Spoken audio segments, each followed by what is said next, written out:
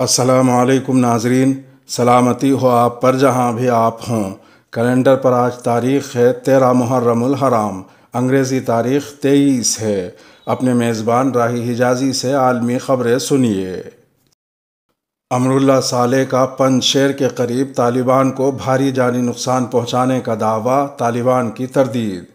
افغان صوبے پنج شیر میں طالبان اور امراللہ صالح کے جنگجوؤں کے درمیان لڑائی کا آغاز ہوا ہے اور دونوں جانب سے ایک دوسرے کو بھاری نقصانات پہنچانے کے دعوے کیے گئے ہیں۔ امراللہ صالح نے کہا ہے کہ طالبان نے پنج شیر کے داخلی راستے کے قریب افواج اکٹھی کرنے کی کوشش کی ہے، تاہم ان کے مطابق اس سے قبل اندراب وادی میں انہیں بھاری نقصان اٹھانا پڑا۔ اتوار کو ٹویٹر پر جاری کیے گئے ایک پیغام میں انہوں نے لکھا کہ مزاحمتی افواج نے سولنگ پاس بند کر دیا ہے اور یہ وہ علاقہ ہے جہاں آنے سے گریز کرنا چاہیے۔ طالبان ذرائع کے مطابق ان کے ایک کمانڈر قاری فصیح الدین لڑائی کی قیادت کر رہے ہیں۔ دوسری جانب امراللہ صالح کے جنگجوؤں نے دعویٰ کیا ہے کہ انہوں نے لگ بھگ 300 طالبان جنگجوؤں کو مار دیا ہے، مگر طالبان نے اس دعوے کی تردید کر دی ہے۔ تاریخ بتائے گی کہ افغانستان سے نکلنے کا فیصلہ درست تھا۔ امریکی صدر جو بائیڈن کا کہنا ہے کہ تاریخ بتائے گی کہ ان کا افغانستان سے نکلنے کا فیصلہ درست تھا۔ حالیہ دنوں میں صدر جو بائیڈن پر امریکی انخلا کی حکمت عملی کے حوالے سے تنقید کی جا رہی ہے، تاہم ملکی سطح پر امریکہ کے افغانستان سے نکلنے کو مثبت طور پر دیکھا جا رہا ہے۔ اتوار کی شب واشنگٹن میں رپورٹرز سے گفتگو کرتے ہوئے ان کا کہنا تھا کہ ان کی حکومت نے امریکی شہریوں اور ان کے افغان ساتھیوں کو نکالنے کا کام مزید تیز کر دیا ہے۔ تاہم انہوں نے کہا کہ اس وقت افغانستان میں موجود امریکی فوجیوں کو نام نہاد دولت اسلامیہ خراسان کی جانب سے حملوں کا خطرہ لاحق ہے۔ انہوں نے کہا کہ افراتفری کے عالم میں کابل ایئرپورٹ سے لوگوں کی ایک حیران کن تعداد کو نکالا جا چکا ہے۔ ان کا کہنا تھا کہ ہوائی اڈے کے باہر امریکی افواج نے اپنا گھیرا بڑھا لیا ہے، تاہم وہاں موجود عام شہریوں اور فوجی اہلکار دونوں کے لیے دولت اسلامیہ کی جانب سے حملے کا خطرہ برقرار ہے۔ انہوں نے کہا کہ اگرچہ وہ امید کر رہے ہیں کہ انخلا کا کام ان کی 31 اگست کی مقررہ ڈیڈ لائن تک مکمل ہو جائے گا، تاہم اگر ضرورت پڑی تو حکام یہ تاریخ آگے بڑھانے کے لیے بھی تیار ہیں۔ ان کے مطابق گزشتہ ایک ہفتے میں امریکہ نے 28,000 سے زیادہ افراد کو کابل سے ایئر لفٹ کیا ہے۔ G7 اجلاس منگل کو ہوگا، طالبان پر پابندیاں لگنے کا امکان۔ برطانوی وزیر اعظم بورس جانسن نے افغانستان کے معاملے پر دنیا کے سب سے ترقی یافتہ ممالک کی تنظیم G7 کی ایک ورچوئل میٹنگ بلائی ہے۔ منگل کو منعقد ہونے والے اجلاس میں افغانستان سے نکلنے والوں کی بحفاظت منتقلی کے حوالے سے بات چیت ہوگی اور افغان شہریوں کو ایک بحران سے بچانے کے اقدامات پر بھی تبادلہ خیال ہوگا۔ خبر رساں ادارے روئٹرز کے مطابق اجلاس کے دوران برطانیہ طالبان پر پابندی لگانے پر زور دے گا۔ امریکی صدر جو بائیڈن نے بھی کہا ہے کہ اگر طالبان کا رویہ ٹھیک نہ رہا تو وہ بھی ایسے قدم کی حمایت کریں گے۔ القاعدہ کا افغانستان میں وجود نہیں ہے۔ طالبان کے ترجمان کا کہنا ہے کہ القاعدہ کا افغانستان میں کوئی وجود نہیں ہے اور طالبان کا ان کی تحریک سے کوئی رابطہ نہیں ہے۔ خبر رساں ادارے روئٹرز کے مطابق طالبان کے سیاسی دفتر کے ترجمان محمد نعیم نے سعودی عرب کے الحدیث ٹی وی چینل کو ایک انٹرویو دیتے ہوئے کہا ہے کہ القاعدہ افغانستان میں موجود نہیں ہے اور ہمارا اس سے کوئی تعلق نہیں ہے۔ ان کا مزید کہنا تھا کہ ان کی تحریک کے کابل پر کنٹرول حاصل کرنے کے بعد سے امریکہ سمیت دیگر ممالک کے ساتھ افغانستان کی صورتحال پر بات چیت جاری ہے۔ عزیز اللہ فضلی دوبارہ صدر منتخب۔ اتوار کو طالبان کے نمائندوں کی افغانستان کی کرکٹ ٹیم کے اراکین اور بورڈ عہدیداران کے ساتھ میٹنگ ہوئی ہے۔ اس کے بعد عزیز اللہ فضلی کو افغانستان کرکٹ بورڈ کا کارگزار چیئرمین بنا دیا گیا ہے۔ وہ پہلے بورڈ کے چیئرمین رہ چکے ہیں۔ عزیز اللہ فضلی کے ہاتھوں میں اب افغانستان کرکٹ کی باغ ڈور ہوگی اور وہ مستقبل کے ٹورنامنٹ اور سیریز کو لے کر جلد فیصلہ کریں گے۔ افغانستان نے 1 سے 5 ستمبر تک سری لنکا میں پاکستان کے خلاف 3 میچوں کی ون ڈے سیریز کھیلنی ہے۔ پاکستان کے خلاف اس سیریز کو یقینی بنانا فاضلی کے لیے مشکل ہو سکتا ہے۔ افغانستان کے موجودہ حالات کی وجہ سے کابل بین الاقوامی ہوائی اڈے سے تجارتی پروازیں بند ہیں۔ دوسری جانب سری لنکا میں کورونا انفیکشن کے بڑھتے ہوئے کیسز کے پیش نظر 10 دن کا لاک ڈاؤن کیا گیا ہے۔ ایسے میں سیریز کے ہموار طریقے سے چلانے کو یقینی بنانا فاضلی کے لیے مشکل ہو سکتا ہے۔ افغانستان میں مذاکرات کی حمایت کرتے ہیں۔ اسلامی تعاون تنظیم نے افغانستان کی صورتحال کا جائزہ لینے کے لیے بلائے گئے اجلاس میں عالمی برادری پر زور دیا ہے کہ وہ افغانستان کی مدد کرے۔ عرب نیوز کے مطابق اسلامی تعاون تنظیم کے سیکریٹری جنرل ڈاکٹر یوسف بن احمد العثیمین نے کہا ہے کہ تنظیم افغانستان میں مذاکرات کی حمایت کرتی ہے۔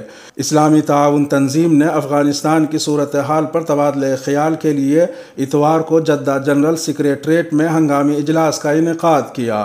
افغانستان کے دارالحکومت کابل پر طالبان کے کنٹرول کے ایک ہفتے بعد 57 مسلم ممالک کی نمائندگی کرنے والی بین الاقوامی تنظیم OIC نے کہا تھا کہ وہ افغانستان کی صورتحال پر تبادلہ خیال کے لیے غیر معمولی ہنگامی اجلاس منعقد کرنے جا رہی ہے۔ اتوار کو ایک ٹویٹر پوسٹ میں OIC نے کہا تھا کہ اس کے مستقل نمائندوں کے ساتھ کھلی بات چیت سعودی عرب کی دعوت پر ہو رہی ہے۔ غزہ کی پٹی پر رات گئے اسرائیلی فضائی حملے۔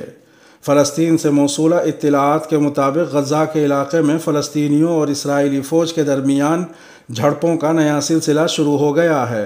العربیہ اور الحدث نیوز چینلز کے نمائندوں کے مطابق ہفتے اور اتوار کی رات تل ابیب نے غزہ کی پٹی پر فضائی حملے کیے اور غزہ کی سرحد پر اپنی فوجی کمک میں اضافہ کر دیا ہے۔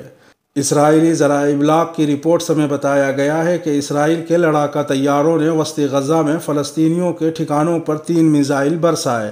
انہی رپورٹس کے مطابق اسرائیلی ایئر فورس نے غزہ کی پٹی میں مختلف ٹھکانوں کو نشانہ بنایا۔ یہ کارروائیاں غزہ کی پٹی میں نسلی امتیاز کی مظہر اسرائیلی دیوار کے پار فلسطینی مظاہرین اور اسرائیلی فوج کے درمیان ہونے والے واقعات کے بعد کی گئیں۔ ان واقعات میں متعدد فلسطینی زخمی ہوئے جبکہ ایک فلسطینی کو شدید زخم آئے۔ ملیشیا کے نئے وزیر اعظم کی حلف برداری۔ ملیشیا کے نئے وزیر اعظم اسماعیل صابری یعقوب نے اپنے عہدے کا حلف اٹھا لیا ہے۔ اطلاعات کے مطابق یونائیٹڈ ملیشیا نیشنل آرگنائزیشن کے رہنما اسماعیل صابری نے ملک کے 9ویں وزیر اعظم کے طور پر حلف اٹھایا ہے۔ 61 سالہ اسماعیل صابری کو ملیشیا کے بادشاہ سلطان عبداللہ نے گزشتہ روز وزارت عظمیٰ کے عہدے کے لیے نامزد کیا تھا۔ واضح رہے کہ ملیشیا میں سابق وزیر اعظم نجیب رزاق کی جماعت کی پارلیمانی انتخابات میں شکست کے بعد بننے والی اتحادی حکومت کے پہلے 2 سال مہاتیر محمد وزیر اعظم رہے تھے اور اگلے 2 برس کے لیے محی الدین یاسین کو اقتدار دیا گیا تھا۔ تاہم انہیں حکومتی اتحاد میں ٹوٹ پھوٹ کے بعد میعاد سے پہلے ہی مستعفی ہونا پڑا تھا۔ گزشتہ 4 سال کے دوران میں ملیشیا میں 3 وزرائے اعظم تبدیل ہو چکے ہیں۔ اندور میں مسلم نوجوان کی پٹائی۔ آج تک نیوز پورٹل پر شائع خبر کے مطابق جس شخص کی پٹائی کی گئی اس کے مطابق اتوار کو دوپہر 2 بجے کے بعد گووند نگر کالونی میں وہ چوڑی بیچ رہا تھا۔ اس دوران کچھ لوگوں نے اس کے ساتھ مار پیٹ کی اور پیسے بھی چھین لیے۔ تسلیم نام کے اس نوجوان کا کہنا ہے کہ جب وہ چوڑیاں بیچ رہا تھا تو اس دوران پہلے کچھ لوگوں نے اس کی ذات پوچھی اور ذات بتانے پر لوگوں نے اس کے ساتھ مار پیٹ شروع کر دی۔ اس ویڈیو پر کانگریس کے رہنما اور معروف شاعر عمران پرتاپ گڑھی نے شیوراج حکومت کی تنقید کرتے ہوئے ٹویٹ کیا کہ یہ ویڈیو افغانستان کا نہیں ہے بلکہ آج اندور کا ہے۔ شیوراج سنگھ جی کے خوابوں کے مدھیہ پردیش میں ایک چوڑی بیچنے والے مسلمان کا سامان لوٹ کر کھلے عام بھیڑ سے لنچنگ کروائی جاتی ہے۔ وزیر اعظم نریندر مودی جی، کیا یہی ہندوستان بنانا چاہتے ہیں آپ؟ ان دہشت گردوں پر کارروائی کب؟